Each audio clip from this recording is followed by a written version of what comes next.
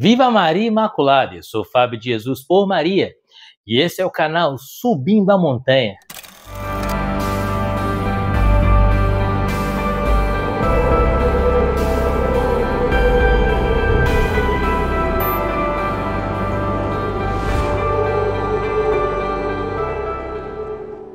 De vida eterna, pondo a palavra no seu dia a dia, porque não só de pão vive o homem, mas de toda a palavra que provém da boca de Deus. Segunda-feira, 23ª semana do tempo comum.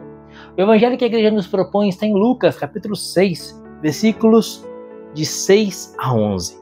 Abra o seu coração. É uma mensagem do céu para você. Pelo sinal da Santa Cruz, livra-nos Deus nosso Senhor de todos os nossos inimigos. Em nome do Pai, do Filho e do Espírito Santo. Amém. Em outro dia de sábado, Jesus entrou na sinagoga e ensinava. Achava ali um homem que tinha a mão direita seca. Ora, os escribas e os fariseus observavam Jesus para ver se ele curaria no dia de sábado. Eles teriam então pretexto para acusá-lo.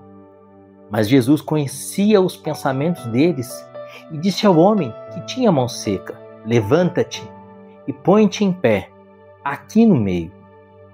Ele se levantou e ficou em pé.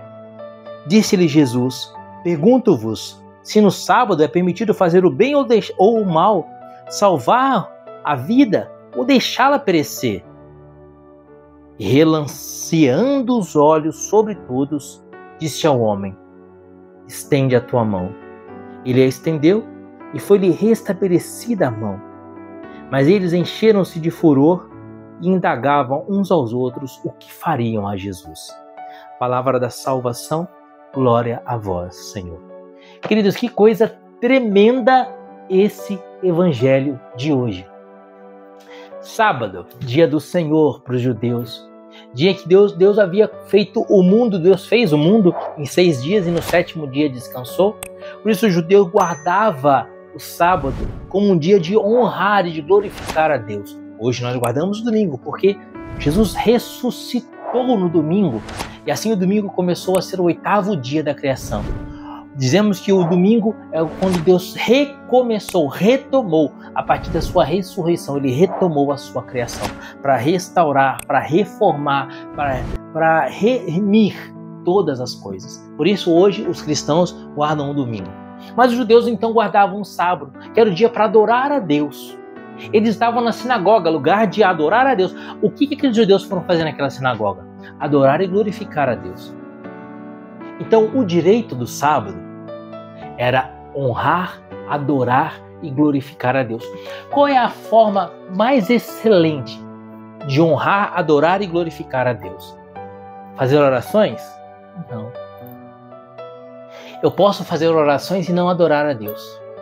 Eu posso fazer orações e não glorificar a Deus. Eu posso fazer orações e ainda assim desagradar a Deus. É jejuar? Não. Eu posso fazer jejum intermitente para emagrecer e não estou glorificando a Deus, só estou sem comer. O jejum pelo jejum não dá glória nenhuma a Deus. Deus não precisa do meu estômago vazio. Ele não precisa da minha fome para ele ficar cheio da sua glória. É claro que o jejum espiritual é um exercício para autodomínio, para domínio da carne.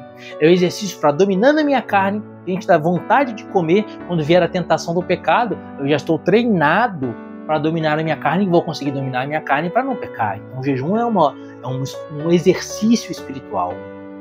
Mas Deus não precisa do meu jejum. Então como glorifico a Deus? Se não é jejuando, simplesmente pelo jejum. Se não é orando, simplesmente pela oração. Indo à igreja. Querido, eu posso até ir à igreja, participar de missa diária, e mesmo assim não honrar e não glorificar a Deus. E é exatamente isso que os fariseus faziam. Os fariseus jejuavam, os fariseus oravam, os fariseus guardavam o sábado, os fariseus iam no culto do templo, iam ao templo, oferecer os sacrifícios, mas não adoravam a Deus. O Senhor até se queixou por meio do profeta Isaías: esse povo me honra com os lábios, mas o seu coração está longe de mim. E é isso que ele ensina no evangelho de hoje. Jesus chega no templo um dia de sábado. Por que dia de sábado? Porque era dia do Senhor, era dia de honrar e glorificar a Deus. Jesus percebe que havia ali um homem que estava com a mão direita seca. O que significa isso? Provavelmente aquele homem teve um AVC, aquilo que a gente popularmente chama de derrame. Você sabe que quando a pessoa tem um AVC e o acidente vascular cerebral é do lado esquerdo do cérebro, o lado direito fica paralisado. Provavelmente aquele homem pode ser que tenha sofrido um AVC e a sua mão do lado direito ficou paralisada. E porque ficou paralisada a mão, os músculos não trabalhavam, os músculos atrofiaram, e aí a mão ficou fininha, o braço ficou fino, por isso a mão seca. Provavelmente foi fruto de um AVC. Ou então também pudesse ser uma doença genética hereditária. Talvez ele já tivesse nascido com o braço atrofiado, e porque nunca trabalhou aquele braço, o braço ficou mais fino do que os outros braços, não sei. O fato é que o homem tinha a mão direita atrofiada. Ou como vai dizer o evangelista Lucas, a mão direita seca. O que representa a mão direita? A palavra direito, ela lembra a ortodoxia, aquilo que é correto e certo, aquilo para o qual, a finalidade para a qual foi criado, aquilo que atinge, por assim dizer, atinge a finalidade para a qual foi criado. A mão direita, por que ela tem esse nome direito? Porque a maioria das pessoas são destras, né? A maioria das pessoas são destras e com a mão direita ela faz a maioria das suas atividades e com a mão direita ela faz as atividades mais finas. Então é a mão de excelência. O homem na sua alma, ele tem diversas potências da alma, diversas capacidades da alma.